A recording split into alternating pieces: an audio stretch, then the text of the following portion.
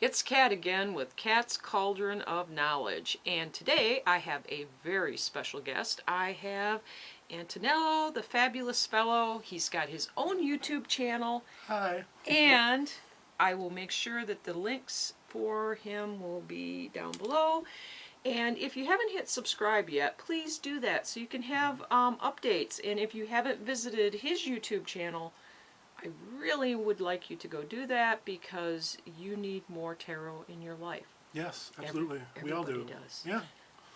So, today I thought, okay, we're going to do like an interview because this is a really interesting person. How long have you been reading tarot? Like regularly, a year and a half, although I dabbled in it years ago. Okay, so, you know, you're not brand new. I'm also on his Facebook feed, which recently he did a kind of a post saying that from here on out he was going to start taking commission or money for the readings. Mm-hmm. And I always have found it kind of interesting how when people get used to the idea that the readings are free, mm-hmm. you can't get rid of them. Yeah. And the minute you start charging, there seems to be crickets. Anyways, how's that going for you? Has everybody kind of gotten up to speed with? Well, I had one individual that was causing me problems, and I haven't heard from him since I announced that. So we'll see how that goes. You know, you wouldn't roll up to your dentist and say, "I just need free dental work." Right, yeah. You know, you wouldn't go up to a cop and say, "Hey, could you work for free?" Oh, wait, we kind of do. Anyway, so, anywho, and you brought your favorite cards. I brought the cards that I've been using the past few months. I have so many that I was having trouble deciding what to bring. And I had some fancy ones, some new ones that I got, but I haven't had a chance to work with them yet. So I wanted to bring things that I've actually worked with. Oh, wow. First off, I've got to just do this. Yes, of course. Check out the butterflies. I love the butterflies. Real quick, talk about the blue butterflies. Everybody should know about. Yes, the blue butterflies. Well, the blue butterflies for me are a symbol of my health struggles, and they represent the sort of overcoming and rising above and transforming pain into beauty and all these wonderful things. So that's what it means to me. And there was one time when I was in the hospital, I decided, well, screw it, I'm going to get these tattoos. So I got the butterflies tattooed on my shoulder, and I'll probably get more. But that's what it means to me, is this sort of, this, I'm not going to let this bring me down, I'm going to rise above. So as a reader, you know, that kind of attitude must really show through in trying to work with the cards and to give people that interpretation that, you know, maybe the cards don't always have the best news for somebody, but, you know, with the skillful interpretation, you can dig out what, you know, is possible avenues for success. How can you turn this around, you know? A lot of people with tarot cards make the mistake of thinking that they're giving you a determined path that you can't steer clear of. And the truth of the matter is that they're really just kind of signposts, and you can ignore them or you can go with them. Right. So. Yeah, it's not really predicting your future. It's sort of telling you, well, this is how your future could go. This is some idea of, you know, what you can do to make things happen.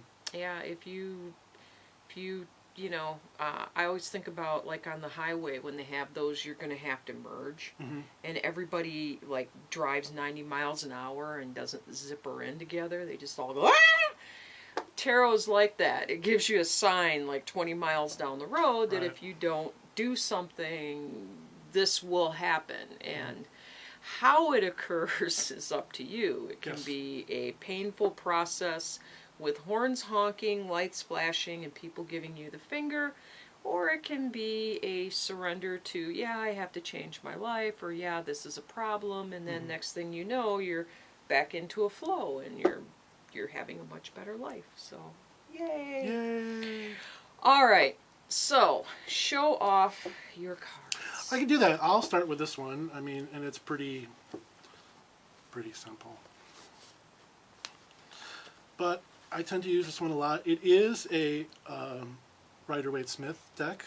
Woohoo! And this one is called the RWS 2.0. And the guy who did it, he cleaned up all the line work. I'll show you some cards. He cleaned up all the line work and recolored it. So it's got these really bright colors. And each of the suits has a banner that has a different color on it. Oh, nice. And I edged the deck on the colors of all the suits. I don't know if you can see that on the camera, but they're all different. Oh, nice. They're like pastel colors. Yeah. So it's kind of like a rainbow. It is, yeah, a pretty little rainbow. But I like this one because I like the colors, and I have a lot of decks that have really bright colors. I mean, look at that Empress. Look at that Empress. Yeah, look at the sky. Yeah. Yeah.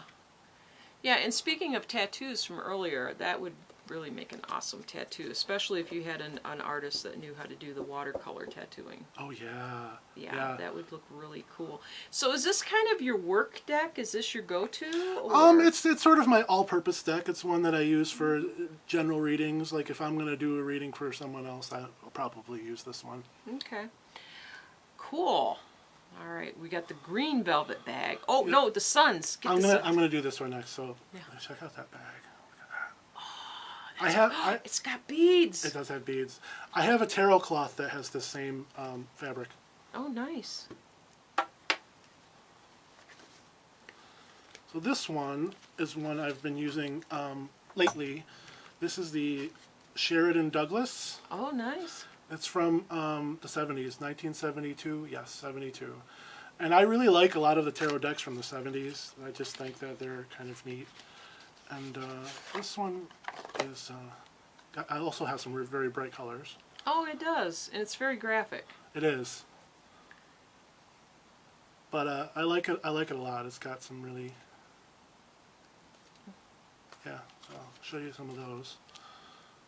And I like how the people are not always flesh colored too, because, you know, a lot of tarot decks tend to be white people focused. Mm-hmm. So I like to see less of that. And speaking of butterflies. Oh yeah. There's a butterfly on the Fool card. That is kind of cool. Yeah. And there's some of these that are kind of dark. But yeah.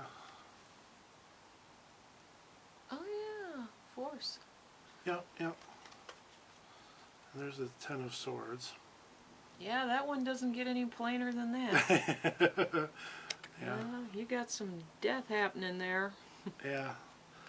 But it's a really, really beautiful deck, and I love all the colors. I'm trying to find another cool one. Oh, there's the moon.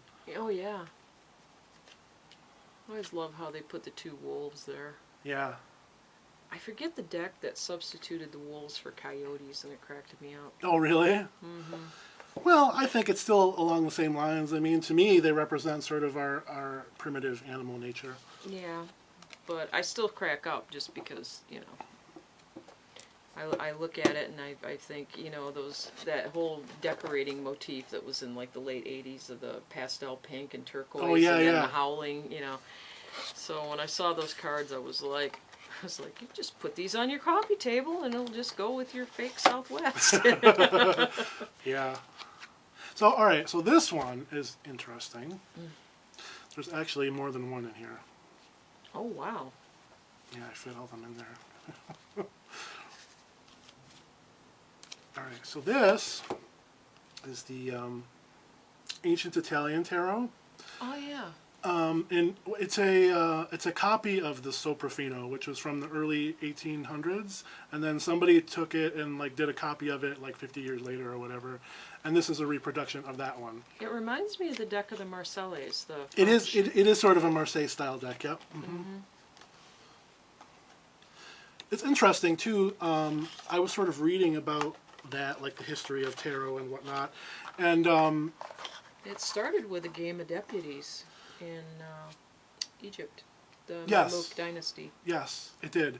But tarot in Italy, well, what we know as tarot now, started in Italy, and what happened was over time it sort of faded out in popularity. Like people weren't playing it as much anymore, but it had already spread to like France and Switzerland and stuff, and then they started developing their own style, like the Marseille style and stuff like that. And then later on, it sort of got reintroduced into Italy with the French influence. So you get these sort of French influenced Italian decks that came later. So you do get sort of like an Italian Marseille, basically. Yeah. But yeah, these are kind of. Those are fascinating. They are. They are. This was when I started getting into tarot regularly. This was the first deck that I got, and I didn't bond with it right away just because I couldn't read with these pips. Like the pips just did not do anything for me. But you know, I've been getting into more Marseille style decks lately, and you know, I mean, look at that death card. Yeah, that's pretty much it. Except what's difference between this and the French and English cards is that there's not heads being cut off. Right, right, yep. Yeah, it's the removal of things valuable. So you've got like a Pope's mitre, you've got a Bishop's cap, or Cardinal's cap, excuse me, an artist without his palette, like all these things being taken away in death. So a little bit different slant, same meaning. Yeah, yeah, but I like this deck, and I started getting into, I don't know if you know about Sibylla. Sibylla was a style of cartomancy that developed in Italy, and there are 52 cards, and each card corresponds to like the cards in a playing deck. Oh, wow. And it's its own system, and I have a couple of them. Most of them are in Italian. And I read some Italian, but, you know, I mean, some of them are kind of... Well, that one's self-explanatory, the letter. Yeah. And that's... The Lady of Servants. Yeah, so she's a maid. Yeah. And that's falsehood. Ah. And they put a cat on there. I know. That's not fair to kiddos. I know. But it's really interesting, and I... Bambino is child, I know that. Yeah, there's... That's Precious Gifts. Oh, wow. And those are the delinquents, I think. Mm-hmm. But yeah, there's this whole system, and what I do with these is I read them with this deck because they sort of came out of the same period, and the art style is very similar. Yeah. So I'll do a spread. Oh, even the back is beautiful. Yeah, those backs are gorgeous, aren't they? Look at that carpet print. That is beautiful. So I'll do a spread with the ancient Italian deck, and then I'll supplement it with these. So it'll sort of give me more clarity. Clarity. That's hope. And that's faithfulness. Yeah. Of course, it's a dog. Fidelity. Constancy. I think so. And this one, I actually have another one. Too. That is the Roma. Whoop. Yep, that is the Roma. It is the same titles but different artwork, and they're in English. So I sort of use this sort of as a reference, like, because you know. But yeah, Sibylla is very interesting, and there are not very many Sibylla decks. They were only produced during that period, during the 1800s. So they're not very well known or widespread. People like within the past 10 years or so have gotten into Lenormand. Are you familiar with Lenormand? I've heard of it, but I've never seen that. It's French. Madame Lenormand was like a famous psychic. She was friends with like Napoleon and people. So she was, you know, this personal psychic for all these famous, well-to-do people. And she came up with her own system of cards. Oh, wow. Kind of like a Miss Cleo of her day. Yeah, kind of, yeah. But these are very interesting. Yeah, I have a few of these. But yeah, so these are the decks that I've been working with lately. This one is the one I'm working with now. Just because I like the brightly colored 70s decks. Okay. Can I look at the Gypsy Oracle? Of course you can. By Absolutely. the way, saying the G word around here, the Roma people do not like the word gypsy. It's considered a slur. So I did read because it does say it on the box. That's the title of it. Yeah. But total disclaimer here, I agree with them. If they feel that a word is not right for a descriptor, we're not going to use it. So many apologies if anybody heard that and was offended. Didn't mean to do that. And yeah, this is beyond cool. Pleasure Seekers. Now I'm going to have to go find this deck. Yeah. You can get them on Amazon. They're really cheap. Faithful. Yep, Faithful, yep. Which, I'm a big dog lover. If anybody ever's been on my personal Facebook, you would know that I can't get enough of my pooches. So, yeah, this looks like a great supplement to your main tarot. Yeah, I thought so too. And nobody really knows exactly like how they were used, like if there was a certain way to read them. I mean, there are sort of theories, but I just use them my own way, and that's pretty much how I read in general, is read my own way. I sort of read intuitively. I've always had a problem with the fact that there's, these little booklets they give with your tarot decks, they're really cool. But if you approach your deck as you are cramming for a final, and you're like, oh my god, I must know all of this. You don't learn to be an intuitive reader. You learn to become what I like to call a mechanical reader. Mm-hmm. And mechanical readers can put the card down, they spout the exact definition from that booklet, that's it. And there's no real interpretation, there's no looking at the cards that are around it and how they're feeding into it. Yep. Reading tarot is not, it's an art. It's not a science. You don't have to study for the finals. And the thing is, when you get those books and stuff, they'll give you a very limited definition of what those cards mean. Yeah. And cards can have multiple meanings. I mean, it's not just one specific thing. And it's the deck, too, because every artist kind of plays with the interpretation. And a lot of people think that, like, Rider-Waite is the deck, and that people have had that deck since the dawn of time. And if you look at the early Italian, because no museum has a complete tarot deck. We have different cards from different time periods, but the changes even between those are pretty radical. So, you know, it's something that you have to bear in mind, that, you know, if you use a deck designed by like the Witch's Tarot, which is heavily steeped in a lot of Striga mythology type stuff.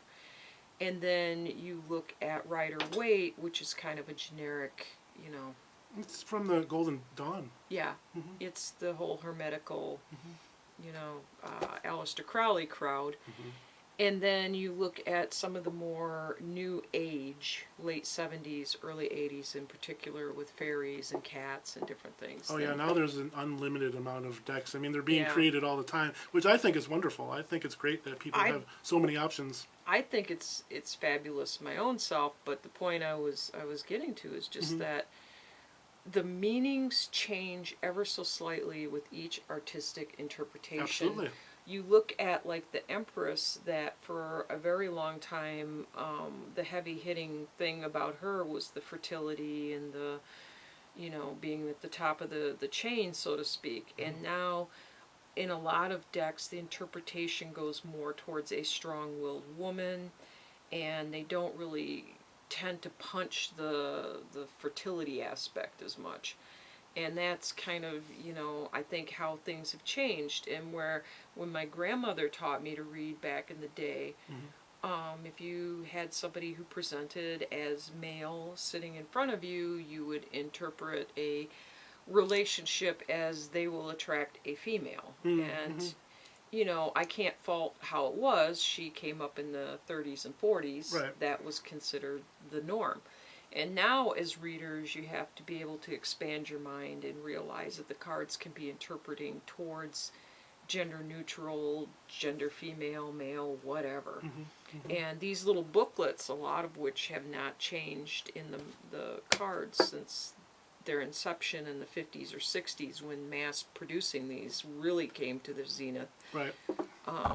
They also come from a time period where, if, you know, you were reading for, you know, like I said, identifies as male looking, you know, then you would interpret to that other pronoun. So, anyways, this is my card box. Ooh, that's nice. Yes, I bought the box here at Earthbound, which is a great segue. Earthbound Metaphysical Shop, yay! Yay! They're the ones who give me this great space that I work out of. They're in North Syracuse on 436 South Main. Come visit them. They have fabulous coffee. I bought the box here, but I did gold leaf it myself. Oh, nice. Because it needed some. It did. It did. It was, but my cards I have had for a bajillion years. And it's the Medieval Scarpini. And as you can see, my cards, see how it's got the wear marks? These are where my thumb pulls the cards. And Scarpini was an Italian medievalist artist. He did commercial art for a long time, and he was fascinated by the tarot, and he actually went to museums, this is the Pope S, and looked at what few cards were out there.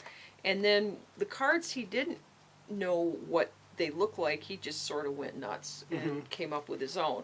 Like this one of himself, his wife, the child, and the cat.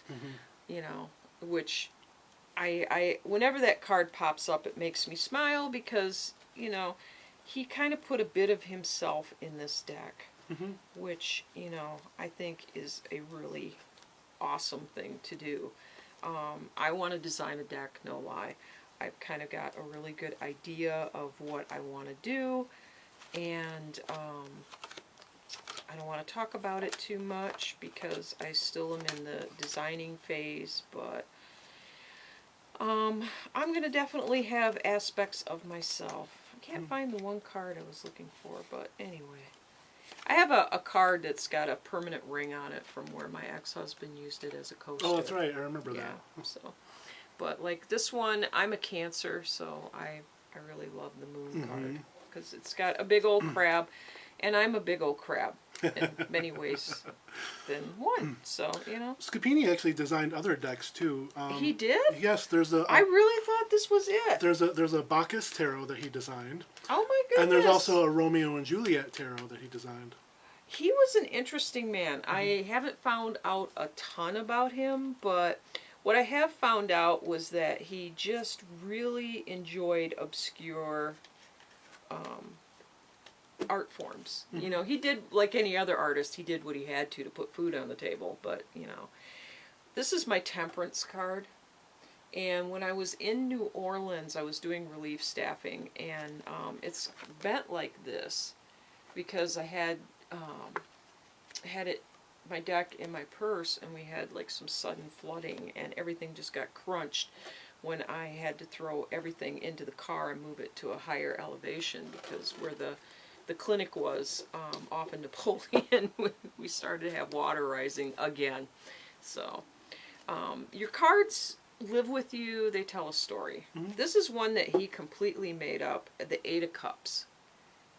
And I love it because, you know, people can see what's going on in this relationship except for the people that are involved in it. So, love that. But anyways, as much as I could talk to Antonello, the fabulous fellow, forever, because, well, you know, no lie, we've been friends, but he's also this really interesting dude who has his own channel, which will be below in the comments area, whatever you call that, it'll be there. And everybody zip over, look at what he's done before. Everybody who's tuned in today, thank you. I really appreciated it. And thank you for giving some love to Antonello. And yeah, hit like, obtain knowledge, be good, see you next week. Bye.